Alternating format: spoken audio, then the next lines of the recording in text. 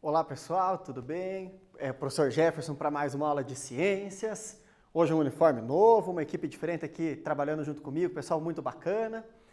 Vai ser uma aula muito boa para vocês. Vamos com calma, olhando os conteúdos novamente. Lembrando que você tem que estar com o teu caderno aí, você tem que estar anotando aquilo que eu formo para vocês anotarem. Também tem que anotar as suas impressões da aula. Não é se eu gostei ou não gostei, né? É sobre o conteúdo. Então, o que você compreendeu, alguma dúvida que você tenha.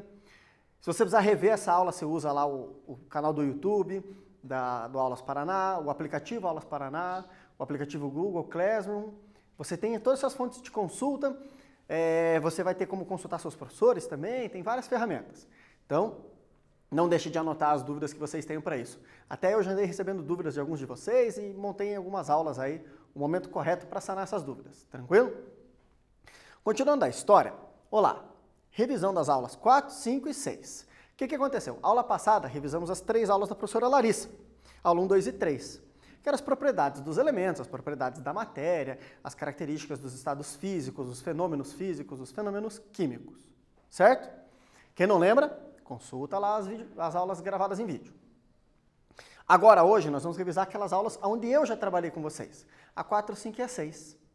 Que são o quê? São as aulas sobre a história da descoberta do átomo, todas as descobertas que nos permitiram criar o modelo que temos, e as propriedades desses átomos.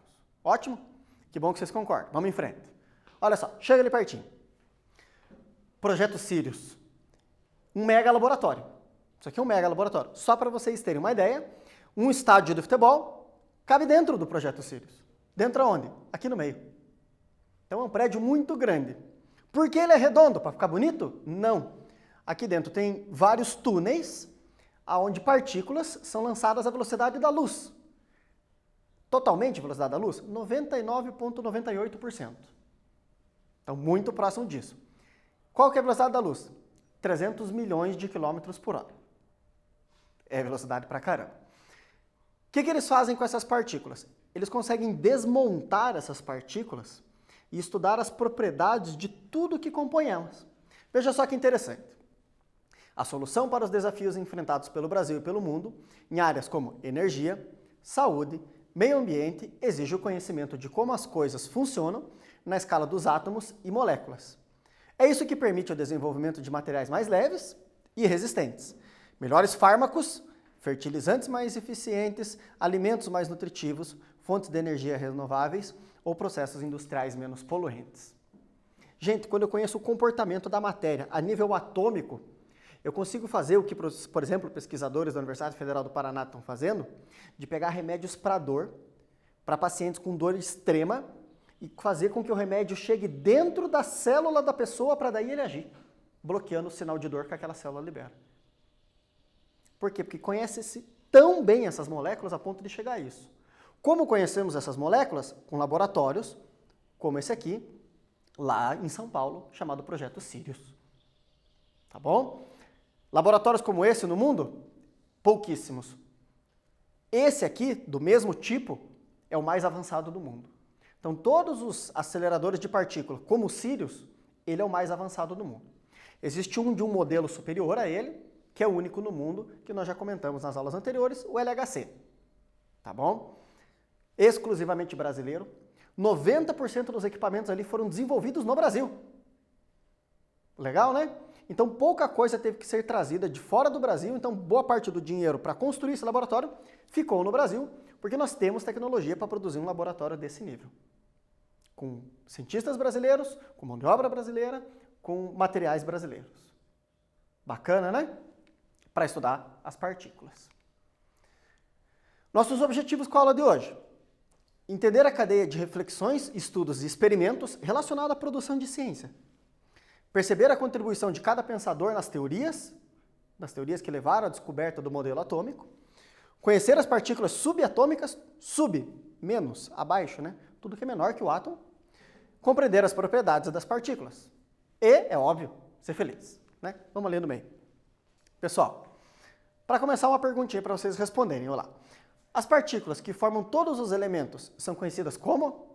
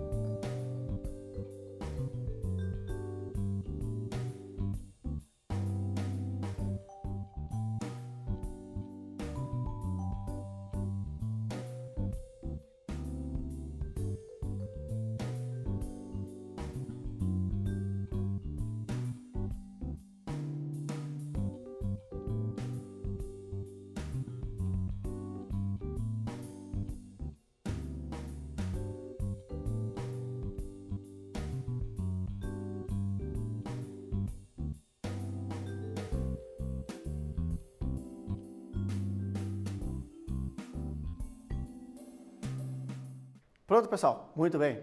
Acompanhe aqui. Olá. Quais são essas partículas que formam os elementos? Átomos, elétrons, prótons ou nêutrons? É óbvio que vocês marcaram átomos, né? Poxa, professor, mas você não disse que os átomos têm elétrons? Tem. Mas eu posso tirar todos os elétrons de um átomo e ele continua sendo um átomo. Certo? Todos os átomos têm prótons? Sim, no mínimo um. Se não tiver nenhum próton, o átomo está desfeito. Todos os átomos têm nêutrons? Não. Tem um elemento chamado hidrogênio, que ele só tem um próton e um elétron. E eu ainda posso tirar esse elétron fora dele, deixar ele só com um próton. Correto? Não é obrigatório ter nêutrons. O que é obrigatório é ter os prótons. Mas o próton já é considerado uma subpartícula, um componente do átomo. Certo? Então são partículas menores que o átomo, mas quem forma os elementos são os átomos. Tranquilo? É meio controverso o tema, né? Meio estranho. Poxa, mas os átomos não são feitos de prótons? São. Mas o átomo montado, capaz de receber elétrons, chamamos de átomo, né? Só o próton isolado não é nada. Somente o próton não é um elemento químico. Olha só, alguém lembra dessa frase? Talvez o seu professor só, né? Senta que lá vem história. Vem no cantinho aqui. Grécia, século V a.C., aquela duplinha conversando sobre a gota d'água que bateu na pedra e se desmanchou. E dava para pegar cada pedacinho e jogar de novo, outro pedaço e jogar de novo, e jogar até que você não conseguiria quebrar mais. Eles criaram uma ideia, eles não fizeram nenhum experimento. Como é que eles chamaram a ideia? De que tudo é feito de partículas, que você pode ir quebrando, até que você chegue um momento e você não consegue quebrar mais. Fica indivisível. E eles criaram um termo para batizar isso. Qual é o termo? Átomo. Tá bom? Ali, ó, uma pintura que foi feita muito tempo depois para retratar como era o rosto do Demócrito. Essa pintura foi feita quase 2000 anos depois. Com base em quê? Esculturas, relatos, tem muito material sobre como ele era, né? Muita descrição. O Leucipo tem bem pouco. Vamos continuar. Olha só, vamos ali no meio. Pessoal, agora a gente vai para os cientistas, que eles não foram só filósofos. Qual que é a diferença? Leucipo e Demócrito, eles tiveram uma ideia muito elaborada. Então, eles filosofaram, eles criaram um pensamento. A partir de agora, houveram experimentos para se testar a ideia. Porque nós já estávamos no mundo que gostava do modelo científico, provando as coisas. John Dalton, 1808, ele cria a teoria atômica. Ele percebe, quando ele faz purificação de substâncias, ou seja, quando ele tenta extrair do que tudo é feito, que todas as substâncias são feitas de átomos. O átomo é maciço, o átomo é indivisível, o átomo é esférico, formato de uma bola. Uma bola de que tipo? Uma bola de bilhar, né? Não é uma bola vazia, uma bola totalmente preenchida. Correto? Diferentes elementos têm diferentes átomos. Qual a diferença? Tamanho e massa.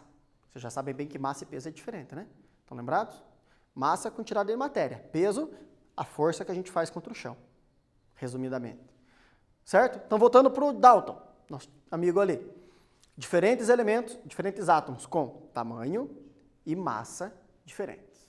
Tranquilo? Criou símbolos também para poder representar esses átomos. Tinha aquele monte de desenhos, círculo aberto, círculo com uma pintinha, círculo pintado. Esses símbolos foram reformados depois. Ele foi um dos primeiros. Quantos elementos Dalton conhecia? 18. Hoje, quantos nós conhecemos? 118, querendo desenvolver o 119. Nossa, a gente está 100 a 101 elementos a mais de conhecimento em 212 anos. Uau, hein? Então, dos gregos a Dalton, 2.300 anos. De Dalton para cá, a gente coloca 112 elementos em cima do conhecimento científico. Será que a ciência caminhou muito nesse período? J. Thomson. Mais um John, mais um João. 1906. Uau, bastante tempo depois, né? O que ele fez? Lembra o tal do tubo de Crookes? Aquela ampola de vidro que corria uma corrente elétrica e ele começava a criar vácuo, tirar o ar ali de dentro. Em determinado momento começava a aparecer um feixe luminoso, um brilho. E quanto mais ele tirava o ar, mais ele tirava o gás que tinha ali dentro, mais o brilho ficava intenso. Chega aqui perto. Esse brilho saía do lado negativo e ia para o lado positivo. Então é sinal que existem partículas de natureza negativa que correm aqui dentro. Como é que ele sabe que elas correm? Ele colocou um obstáculo. E aí elas batem no obstáculo e não passavam pelo obstáculo, criando uma sombra lá do outro lado. Então essas partículas estavam andando daqui para lá. Que partículas são essas? Elétron. Da onde ele tirou a palavra? Elétron é a palavra grega que significa âmbar, aquela resina de árvore seca. Por que ele escolheu essa palavra? O âmbar, se você esfregar ele contra um tecido, principalmente se for lã, ele fica carregado muito facilmente. E que tipo de carga que ele tem? Negativa. Interessante, né? Aí surgiu o nome elétron. Seguindo em frente, o pessoal que começou a mexer com umas coisas perigosas, né? Rutherford, 1911, bem pouco tempo depois. Que coisa perigosa que ele usou? Polônio radioativo. Simples, só. Pôs numa caixinha de chumbo, uma abertura, a radiação do polônio podia sair, aquela lâmina fina de ouro, 10 vezes mais fina que uma folha do seu caderno, e ele esperava o quê? A radiação ia bater no ouro e ia voltar. Por quê? Porque a folha do ouro é totalmente fechada, correto? Não, ele não estava correto. Ele descobriu que, aparentemente, os átomos estão muito perto um do outro, a ponto de um átomo estar encostado no outro. Só que, na verdade, esses átomos não estão tão perto. Eles estão longe o suficiente para a radiação passar no meio. E aí o que ele viu? A radiação atravessando e batendo lá no fundo da câmara. Pouca radiação voltava. O que ele propôs? Existe um núcleo, um meio, um miolo, dentro do átomo, onde tem um monte de partículas positivas. Como é que ele sabia que é positiva? A radiação, ela se comporta como uma partícula positiva. Ela não é, ela se comporta como uma. E quando ela passava perto desse núcleo, ela sofria desvios. Ela dava uma fugidinha, porque positivo com positivo, eles se repelem. Tranquilo? Como é que ele batizou? Bom, o Thomson tinha batizado o negativo de elétron, ele deu um nome parecido, só que remetesse à carga positiva. Próton. Mais descobertas. Acompanha aqui. Niels Bohr.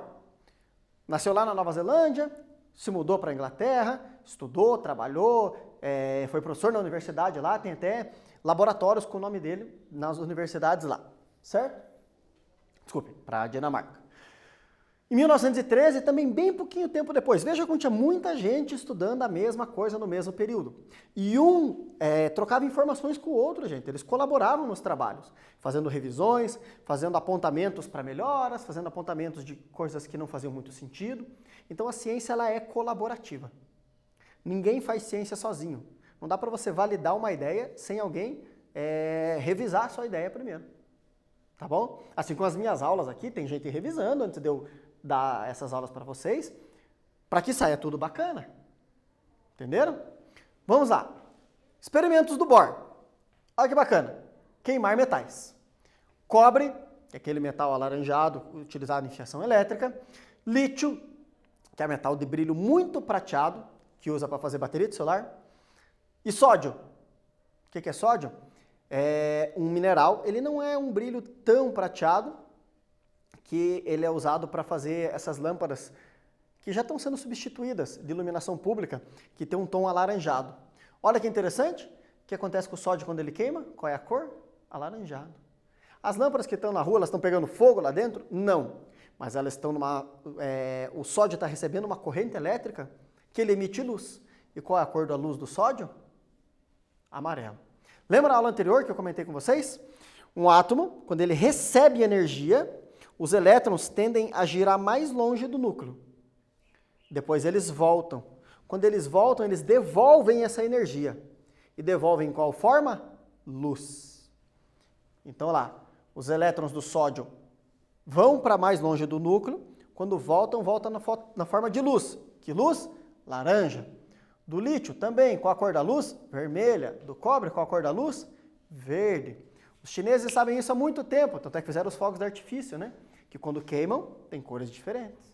Conforme a cor dos fogos de artifício, é a substância que está queimando lá dentro. Eles primeiro faziam só com magnésio que queima branco. Olá a ideia do nosso amigo aqui. O núcleo, positivo, e as camadas. 7 camadas, K, L, M, N, O, P, Q, com seu número de elétrons, ganhou energia, pula para a próxima camada. Voltou, luz. Ganhou energia, pula para a próxima camada. Voltou, luz. Lembram disso? Juntando a ideia do Bohr com a do Rutherford e com a do James Chadwick, a gente tem o modelo de átomo que nós usamos hoje. Qual a ideia do Chadwick? Poxa, elétrons em volta, legal. Prótons no meio, todos juntos, não fazem sentido. Por que não faz sentido? Porque se eles são positivos, eles não iam ficar juntos, eles iam se afastar. Tem alguma coisa unindo eles. Por cálculos matemáticos, o Chadwick conseguiu calcular a massa dos átomos. O que ele percebeu? O número de prótons não dava a massa. A massa era maior. Então ele percebeu que havia uma partícula neutra e que tem massa, que também está no núcleo do átomo. Qual o nome que ele deu para essa partícula? Nêutron. Então, os 3 componentes do átomo. Elétrons, negativos e com massa insignificante. Prótons, positivos e com massa significante. Nêutrons, sem carga e com massa significante. Então, quando a gente fala da carga do átomo, quem manda na carga do átomo? Prótons e elétrons. Quando a gente fala da massa do átomo, quem manda na massa? Prótons e nêutrons. Ótimo? Olha o desenho. Um núcleo com prótons e nêutrons e em volta os elétrons girando. Um modelinho 3D mais bonito, reformulado aí, né? Nêutrons, prótons e os elétrons girando em volta. Aí tem esses bastõezinhos? Não, isso é só para mostrar o caminho provável que o elétron vai fazer. Ótimo? Que tamanho isso é? Milhões de vezes menor do que a nossa visão consegue identificar. Ótimo? Sobre as camadas, vamos ali pertinho. Pessoal, núcleo do átomo, positivo, tem prótons e nêutrons. Quem está bem pertinho os elétrons que estão bem pertinho do núcleo, estão na camada K. Os elétrons que já estão um pouco mais longe, camada L. E assim vai, conforme se afasta. Até a camada Q. Tem o número de elétrons que cabem em cada camada. Olá, uma outra visão, imaginando o átomo de potássio, que o símbolo é K, número atômico 19. O que isso significa? 19 prótons e 19 elétrons. Primeira camada, camada K, L, M, camada N. Essas aqui têm elétrons? Não. Por quê? Porque o potássio só tem 19 elétrons. Ele só vai pôr nas primeiras camadas. Enquanto ele não encher essas camadas, ele não põe elétrons nas próximas. Lembram dessa regra, né? Então ele nunca vai preencher a última para depois preencher a primeira. Ele sempre vai encher as mais próximas do núcleo. Um outro exemplo, elemento sódio, símbolo Na. 11 prótons, ou seja, número atômico igual a 11. O número atômico é igual ao número de prótons. Como que nós representamos isso? O símbolo do átomo com o número atômico. Lembraram? Que bom. Quando que um átomo é neutro? Quando o número de elétrons é igual ao número de prótons. Volta aqui no meio. Lembra o exemplo da balança? Número de prótons, número de elétrons. Se os números de prótons e elétrons forem iguais, a balança está equilibrada. Ou seja, a carga total do átomo é 0. Se você tiver mais prótons do que você tem elétrons, ele está positivo. Está pesando para o lado positivo, não está? Se ele tiver mais elétrons do que prótons, o átomo será negativo. Correto? Quando que o átomo é neutro? Equilíbrio entre quantidade de prótons e de elétrons. Vamos em frente. Olá. Átomo neutro, número atômico, número de prótons, é igual ao número de elétrons. Aqui, ó, Z igual a 17, portanto, ele vai ter 17 prótons e 17 elétrons. O número de massa, quantidade de matéria que esse átomo tem, é uma soma entre quem? Prótons e nêutrons. Lembra que eu falei para vocês? Elétrons, prótons, nêutrons. Carga, prótons e elétrons. Massa, prótons e nêutrons. Por quê? Nêutron, carga zero. Elétron, massa insignificante.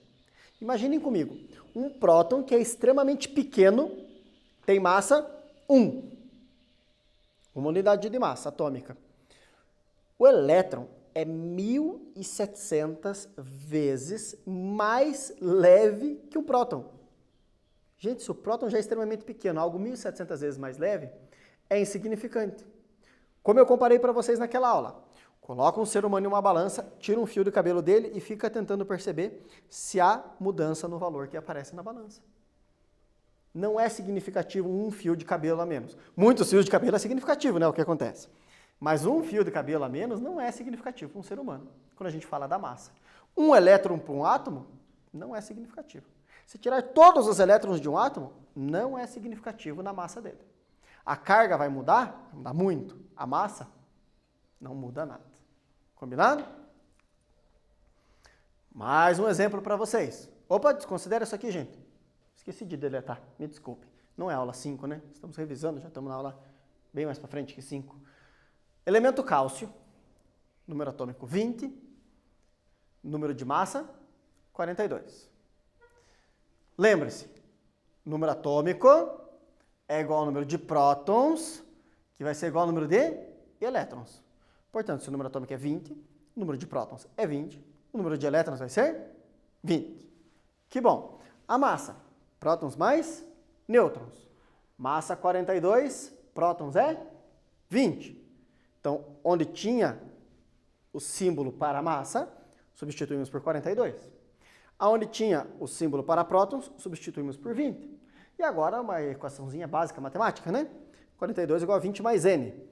Eu isolo N, né, passando o 20 para o outro lado, subtraindo, e inverto a expressão.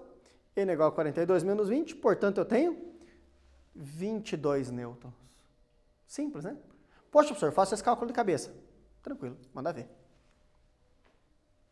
Elementos com o mesmo número de prótons. Isótopos, mesmo número de prótons. Olha o oxigênio. Lembra que eu contei para vocês sobre ele? Tem mais uma novidade sobre isso. Então, quando nós respiramos, nós absorvemos o oxigênio que seres fotossintetizantes liberam. A gente absorve esse oxigênio na forma oxigênio 18. Quando a gente vai lá morar na terra do pé junto, que a gente morre, esse oxigênio do nosso corpo, que a gente não respira mais, não sei se vocês sabem, quando a gente morre, a gente para de respirar. Incrível, né? Esse oxigênio ele começa a ter um decaimento, ou seja, ele passa de ser um oxigênio de 18 para 17 e de 17 para 16. Isso tem um tempo para acontecer. Eu consigo calcular quanto tempo aquele ser morreu. Só que conforme o desenvolvimento dos dentes, em épocas que nós passamos por períodos de muito estresse, eu aumento a carga de oxigênio 18 depositado. Ou seja, eu não consigo dizer somente quando aquele ser morreu. E sim, quando na vida dele ele teve um período de estresse. Olhando para os dentes dele e o oxigênio 18 que tem lá dentro. Massa, né? Interessante fazer ciência, a gente descobre umas coisas doidas. Mas ó, apesar de a massa ser diferente, 16, 17, 18, o número de prótons é o mesmo. Se o número de prótons é o mesmo, eu sempre estou falando do átomo oxigênio. Só que agora, eu mudo o número de nêutrons. Aqui tem 8 nêutrons, esse tem 9 nêutrons, esse tem 10 nêutrons. Simples. Mais uma perguntinha para vocês responderem. Os diferentes tipos de átomos ocorrem devido a diferentes números no núcleo. Respondam aí e a gente já conversa.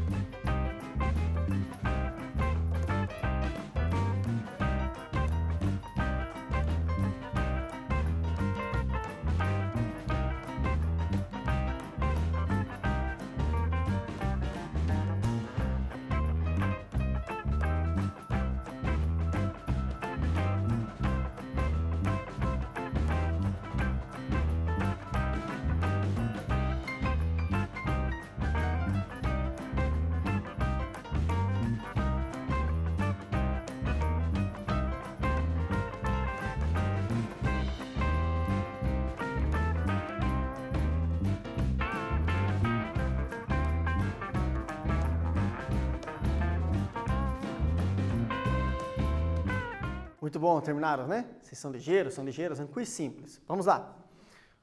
O que a gente usa para diferenciar os diferentes tipos de átomos? Elétrons, se eu tirar ou pôr elétrons num átomo, não muda que átomo ele é. Ele ainda é o mesmo átomo. Se eu tirar ou pôr nêutrons, a gente acabou de ver os isótopos, eles continuam sendo o mesmo elemento, o mesmo átomo. Quarks são partículas que a gente nem conversa muito a nível ensino fundamental, ensino médio, então não teria muito sentido ser essa resposta, né? Sobrou quem? Prótons, né, que determina o número atômico, ou seja, o Z, que é a identidade do átomo, correto? Agora, gente, o exercício para vocês fazerem. Que bom que vocês estão com o caderno, estão fazendo anotações, vocês são ligeiros e ligeiras. Esse exercício ele é discursivo, vocês vão ter que responder ele. Não tem as alternativas para vocês escolherem, entenderam? Vamos ali pertinho. Aqui, ó. O ânion fluoreto. O que é um ânion? Ânion é um átomo que está carregado, que não está mais neutro. Se ele é ânion, ele está carregado negativamente, ele ganhou elétrons.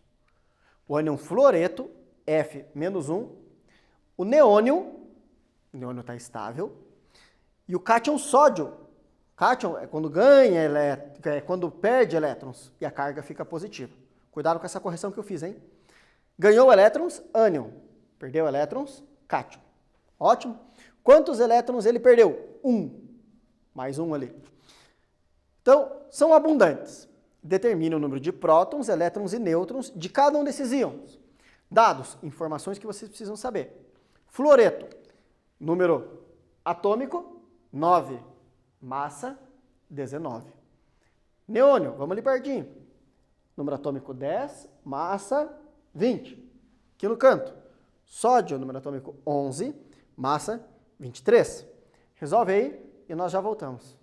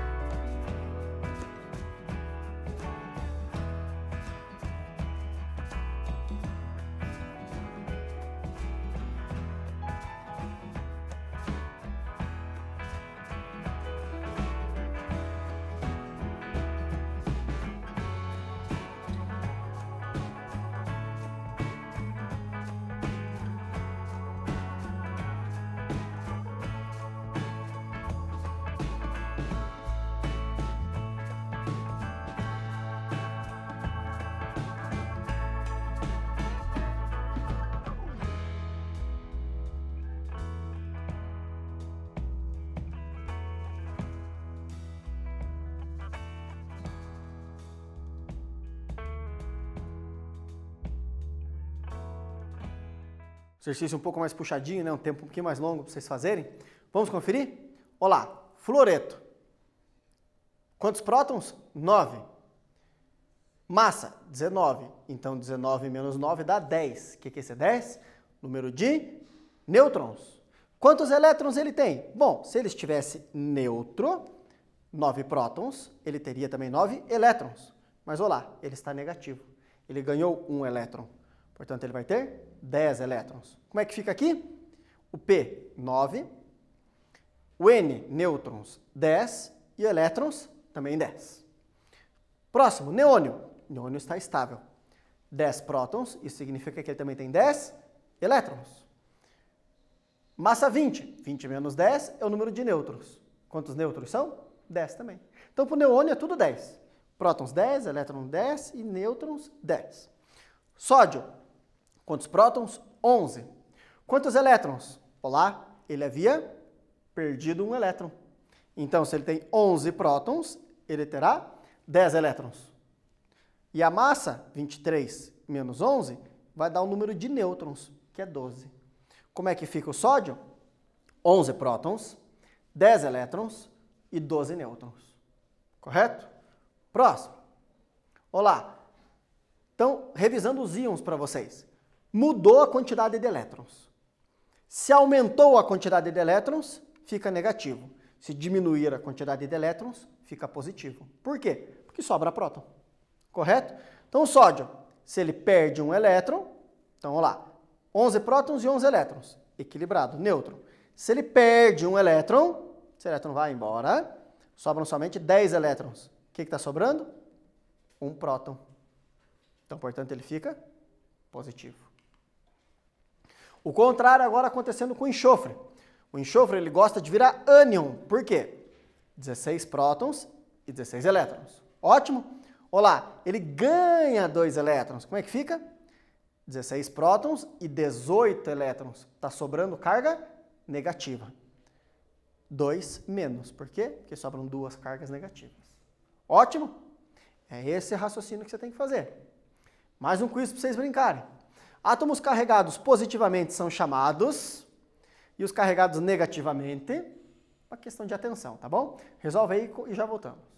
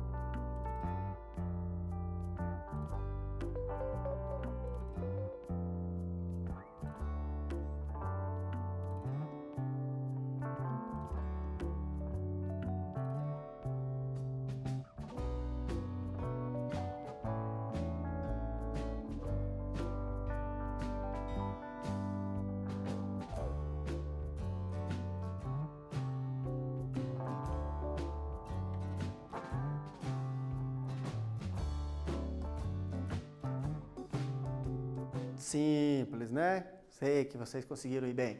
Então, vamos lá. Carregados positivamente, cátions. Negativamente, ânions. Letra C. Um outro exercício para vocês. Pouco mais elaborado, mas vocês vão ver que não tanto.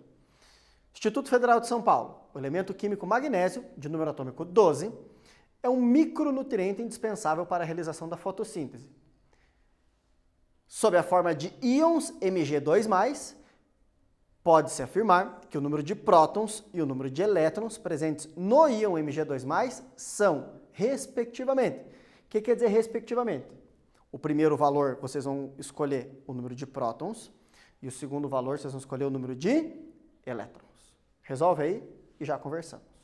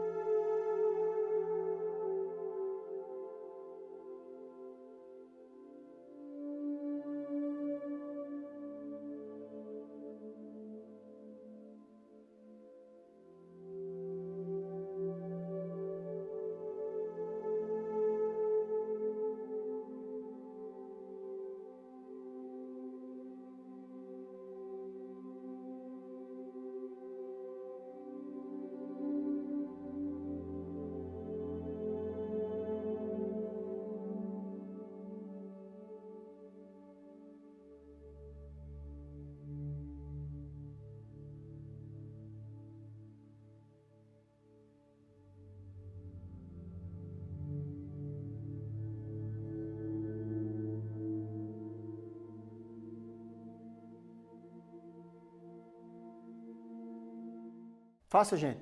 Então, lá. Mg2+, micronutriente. Quer dizer que as plantas precisam só de um pouquinho.